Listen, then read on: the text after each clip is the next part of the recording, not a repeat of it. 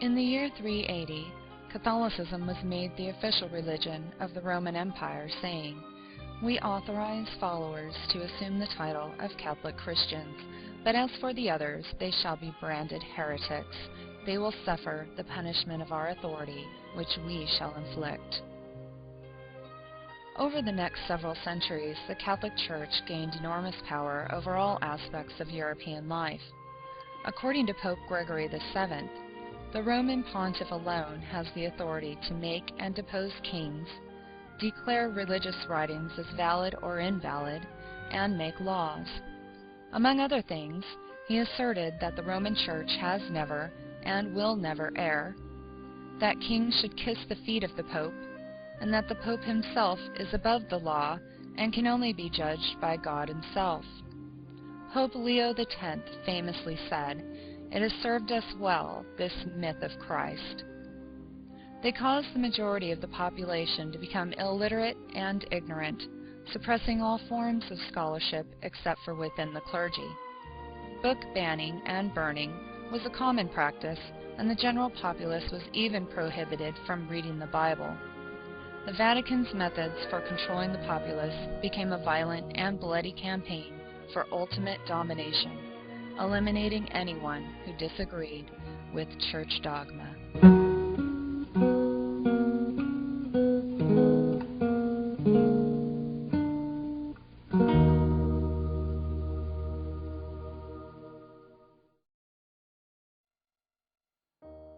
A series of Vatican-inspired wars called Crusades began in the year 1095 with the campaign for control of Jerusalem and lasted for over 250 years.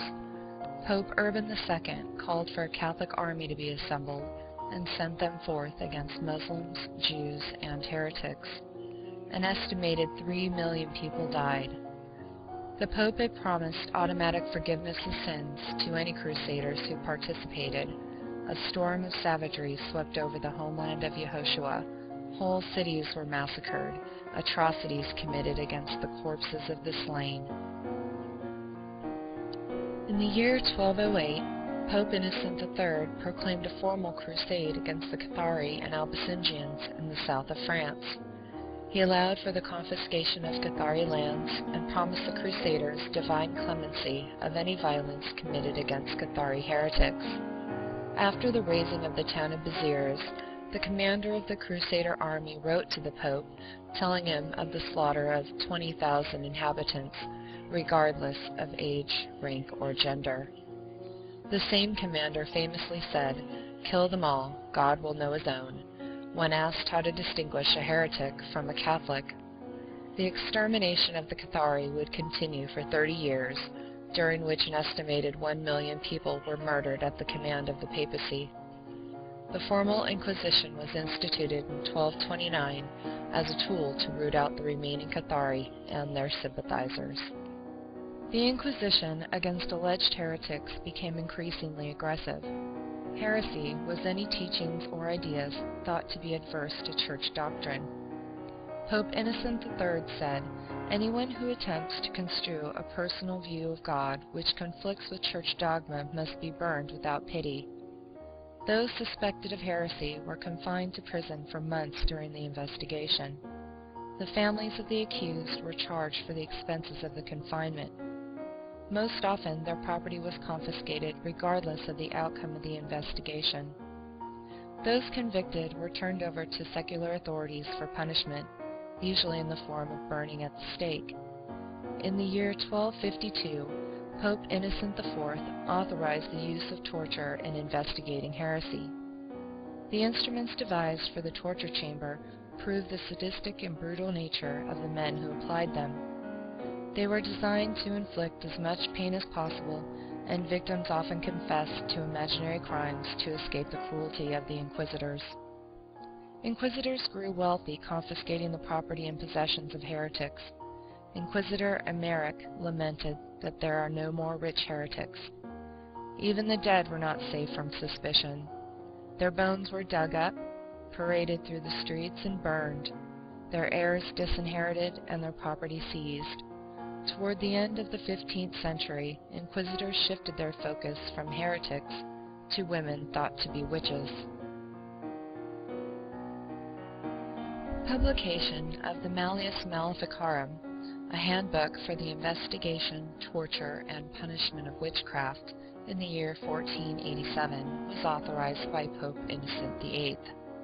Inquisitors demonstrated a fierce zeal for persecuting women accused of witchcraft. A witch could be found guilty on the testimony of a single anonymous witness. Specialized torture devices were created to mutilate the breasts and sexual organs of women. They were forced to confess to fantastic crimes under the brutal agony of torture. It is recorded that in some towns, the female populations were decimated. Even children were not protected from the accusation of witchcraft. Girls as young as 9 years old were subjected to the torture chamber. Burning alive at the stake was the most common form of execution. Witches were accused of killing and eating children, making pacts with the devil, and defiling the Eucharist. The Vatican claimed they could castrate a man just by looking at him, cause sickness in people or livestock, and fly through the air as female demons copulating with unsuspecting men.